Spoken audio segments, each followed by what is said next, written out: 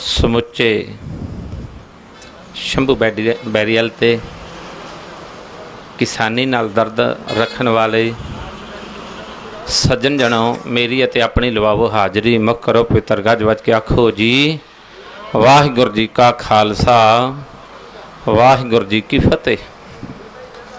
वैसे तो गुरमुख प्यारे हो दास सचखंड श्री हजूर साहब गुरुद्वारा लंगर साहब की संप्रता का जहेदार सेवादार होने के नाते मैं हाज़री लवा रहा, पर ना तो साडा कोई बाला बलारियां दा कोई इहो जिहा कारज हुंदा, पर मैं इत्थे बैठा बैठा सुन रहा सी किसानी नाल असीं संबंधित हाँ। पर कई बारी बंदा वेख के ना बाणी दा फैसला है भी सत संग ना लभै, किड्डी वड्डी कंडीशन है भी सत संगत लभदा नहीं, पर बिना संगत तो गुरु साहब कहते मैल भरदी है। इस करके मैं भी देख रहा सी कि जिमें मेरे तो पहला सज्जन एक बहुत वधिया गल बोल के गए भी वड्डा किसान ते छोटा किसान, किसान किसानी नाल संबंधित है, वड्डा बेपरवाह ना हो जावे कि मैं बेपरवाह हो जावां मेरे कोले 4 टके हैगे ने। मैं माफ़ी चाहुंदा, इन्ना ज़्यादा असीं कमज़ोर हुंदे जाने आ बड़े पक्षां तो। अज जिहदे भड़ोले 'च 4 दाणे हैगे ना, सच जाणिओ आईलैट कीता, बच्ची बच्चा पढ़ लिख गया, विदेश नूं चले गए। एक मैं छोटी जी कहानी पढ़ी सी बिरध आश्रम की। वो बिरध आश्रम की कहानी इस तरह सी भी किते 5-7 बच्चे इकट्ठे हो गए, वो इकट्ठे हो के उन्होंने दर्द लिया कि आपां बिरध आश्रम बनाईए। वो बिरध आश्रम बनाउण दे लई जदों गराही लई तुरे, वो एक माता कोल गए। माता नूं कहंदे माता जी असीं आ प्लान सोचा भी बिरध आश्रम बनाइए। माता ने कहा तुहाडा फुरना बड़ा चंगा है, चंगी गल है, बहुत वधिया सोच है, काम करना चाहिए। वो कहंदी पुत्र बह जाओ। वो कहंदी भी मेरा पोतरा पढ़िया लिखिया विदेश चला गया, उन्हें स्पॉन्सर किए, मेरा नूह ते पुत भी विदेश चले गए ने। कहंदी पुत हुण आ जिहड़ा घर है बिरध आश्रम ही है, इहदी सेवा संभाल तुसीं मेरी कर लो, तुहानूं बणिया बनाया मैं सारा घर तुहाडा ही है, साडी आ स्टेज होगी। मैं माफ़ी चाहुंदा, मेरे मन च बैठिया ख्याल इस करके भी पैदा होया असीं निशुकरे भी बड़े हाँ, जिथों कई साडे काम फेल हो जाते हैं। किसी कीते कराए दी नेकी नूं निशुकरे हो जाना तो समझ लो ये भी बड़े काम फेल होंदे ने। मैं पिछे जे एक कार सेवा दे ना सेवादार दी किसी दी मूवी बनी किसी पिंड च मैं देखी सी, ते मैं देख के वेख रहा सी भी पढ़ा लिखा के तो सबना ने विदेश नूं पौड़ी ला ली, तो इत्थे पढ़ा लिखा के सेवा दे मार्ग दा पांधी बनाउंदा कौन है किसी नूं। मेरे मन विच इत्थे किसानी नाल जुड़ी हुई गल नाल संबंधित गल ये बनी कि सज्जन बैठे ने गंगानगर तो आए ने राजस्थान तो, उन्हां दे कोल बैठिया बैठा मेरा फुरना बनिया। मैं उन्होंने पूछा भी तुसीं कित्थों, कहंदे गंगानगर तो। मैं कहा फिर तो आपां गवांढी हाँ। कहंदे अच्छा जी गवांढी, आखिया खुशी हुई। मैं उन्होंने दस्सिया भी ट्राली दे पिछे फोटो बनाई जाती हुंदी सी जय जवान जय किसान। मैं कहा भी दास दे नाना जी चक महराजके तो, मेरे नाना जी 100 किले दे मालक सन, उन्हां दे गां 2 बेटे ने, निहाल सिंह ते कुलदीप सिंह चक महराजके तो राजस्थान तो गंगानगर तो, ते मेरे पिता जी 82 किलियां दे मालक सन, ते असीं 4 भरा सके, ते जिहदे विचों महापुरख बाबा जीवन सिंह जी ने सन 72 च मैनूं छोटे जे नूं 2-2.5 साल दे नूं लै आंदा सी, सेवा दे मार्ग दा पांधी बणिया। उन्हां ने मंग कीती ते मैं 4.5 साल दा हो के महापुरख बाबा हरी सिंह जी दुख निवारण गुरुद्वारा साहब की जदों कार सेवा आरंभ हुई सी सन 74 च मैनूं टोकरी च पा के चले गए सी। उस तो बाद जिवें जिवें सतगुर सेवा लेंदे रहे असीं करदे रहे। तो मैं बेनती ये भी करांगा कि जिथे कोई भी सज्जन को खड़ के संयोग दे रहा है ਉਹਦੇ ਨਾਲ रल मिल के गल की जाए, उन्होंने बैठ के विचार की जाए, जिहदे प्रथाए गुरबाणी च जिगर आउंदा सिੱਖੀ सिੱਖਿਆ गुर विचार, संत जना मिल करो विचार। विचार नाल ही जिहड़ी आपां नूं मंजिल कोई प्राप्त हो सकती है। गुरु रहमत करे। किसानी नाल सारे आपां संबंधित हाँ। जय जवान ते जय किसान दे नारे तो बैठिया बैठिया मेरे मन में आया भी गंगा नगर तो शंभू बैरियल एक दर्द लेके आए ना सज्जन। मैं बाबा बंदा सिंह बहादुर जी का भी बैनर पढ़ रहा सी भी सिख राज स्थापित किया उन्होंने, सानू जमीन दे मालकियन हक दवाए सानू, ते गुरमुख प्यारिओ आपां वारस बन के वडारूआं दे पुरखियां दे आपां पहरा दईए। जिहड़ा गुरु दा सिख है ना, गुरु दा सिख सच जानिओ साडा गुरु पहली पातशाही तो लैके 10वीं पातशाही तक 10 गुरु साहबानां दा जीवन है ही दूजियां वास्ते ही, निजी जीवन ही नहीं सी।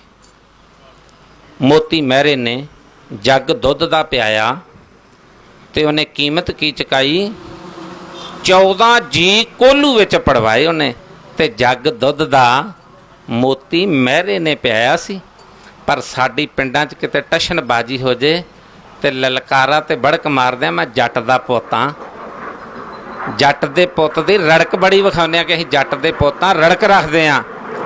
पर मोती महरे ने दुध पिया के ते 14 जी कोलू विच पड़वा के ते तां सेवा दा फल लुटिया। ते भाई नगैया सिख ने गुरुद्वारा आलमगीर साहब लुधियाने दे नेड़े उन्हें गुरु गोबिंद सिंह महाराज जी नूं घोड़ा भेंट करके ते उन्हें अपने 7 जी कोलू विच पड़वाए सी। मैं माफ़ी चाहुंदा, असी कमज़ोर बड़े थावां ते असी भी समाज विच विचरदे हां। जदों साडियां पेंडू इलैक्शनां हुंदियां ना, सरपंचां दियां पंचायतां दियां, मैं सुनदा हुंदा सां एक गल कि लोग शराब की बोतल ते विकदे, मैं सुनदा सां।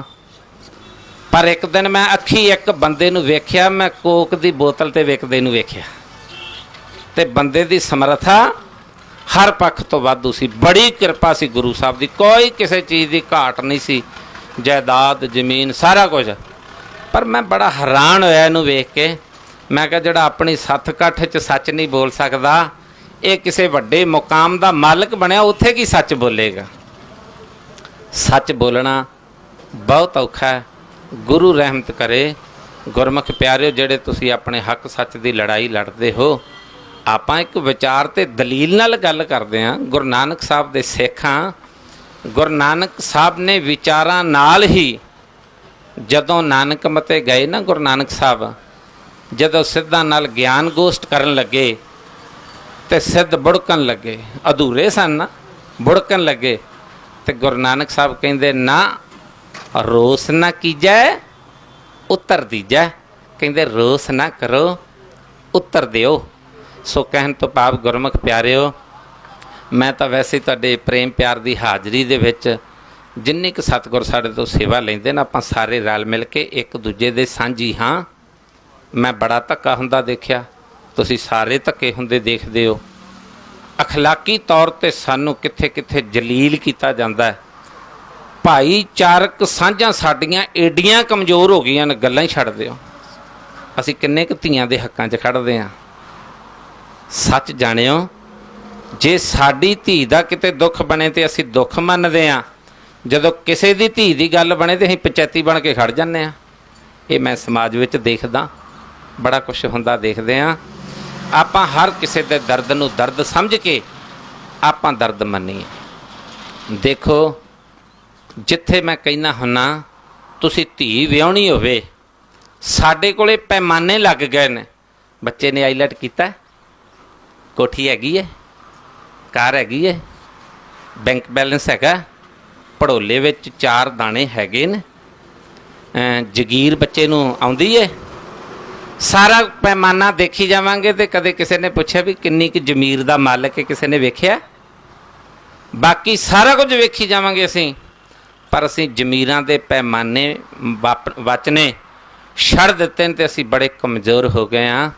जिथे तुसीं ये सारा कुछ देखदे हो, सारा कुछ आपां देखदे हां, उत्थे जमीरां दे भी पैमाने जरूर वेख्या करिए।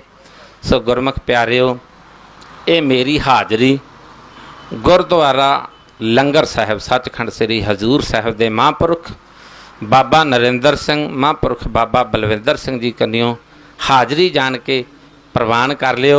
साडा कोई बाला असीं नॉलेज नहीं रखते। दस मैं आप जी नूं तुहानूं सारा बायोडाटा दिता है, मेरा परिवार का भी, जीवन का भी। मेरी जन्म भूमि सादुल शहर मटीली गंगा नगर के नेड़े वे, पर साडा संबंध कोई नहीं। जिहड़ी मेरे हिस्से बहिंदी जमीन मैनूं 20-22 किले आउंदी सी, ਉਹ मैं अपनी माँ नूं दे के आ गया।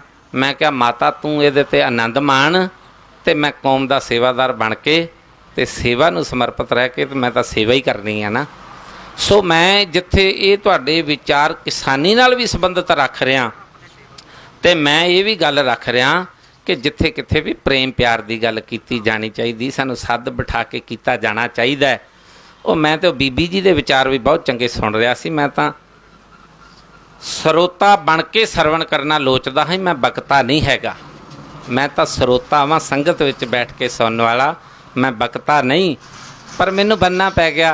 मैं बैठा बैठा सुनद्या मैं क्या खुली जी स्टेज है, कहते कोई भी विचार रख सकता है। तो मैं क्या गुरमुखो मैं भी फतेह 5-4 मिनट की बुला दिना, पर मैं कदे बुलाई नहीं सी।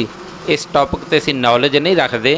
सो गुरु पातशाह किरपा करन, तुहानूं तुहाडे हक सच की आवाज़ दे लई गुरु बल बख्शिश इस तरह करन जिवें कि भाई तारू सिंह नूं, मती दास नूं, शहीदां नूं गुरु साहब ने बल बख्शिश कीता सी।